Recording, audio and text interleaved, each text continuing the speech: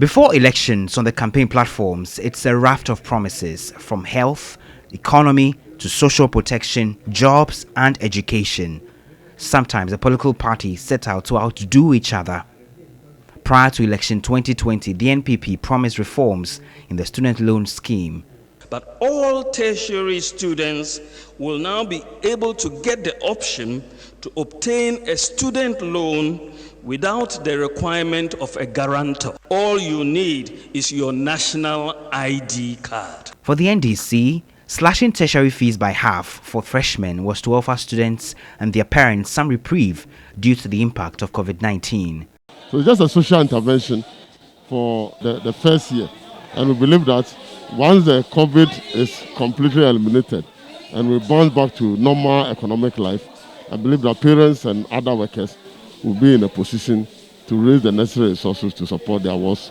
The party subsequently reviewed the policy days before election to absorbing the entire fees of all fresh tertiary students for the 2020-2021 academic year.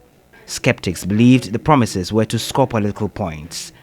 But these concerns are being validated. A motion by Bawku Central MP Mahama Ayariga urging the House to resolve to request the President to take urgent steps to suspend the payment of admission fees by new entrants into public tertiary education institutions and continuing students of those institutions for the 2021 academic year as part of a national COVID relief program being implemented by government was shut down. As many as in favor of the motion, say aye. As many as are against the motion, say no. No. The noes have it. The motion is accordingly negated. The decision by the House has been greeted with disappointment. Executive Director of the Institute for Education Studies, Peter Pate-Anti, wants the motion revised. In a Facebook post, he wrote, "With an almost non-existent tertiary education financing support system, such proposals should be treated with tact and not thrown out completely." He believes the motion, if considered, will lessen the financial burden on parents and lawmakers themselves who have students in tertiary institutions they pay fees for.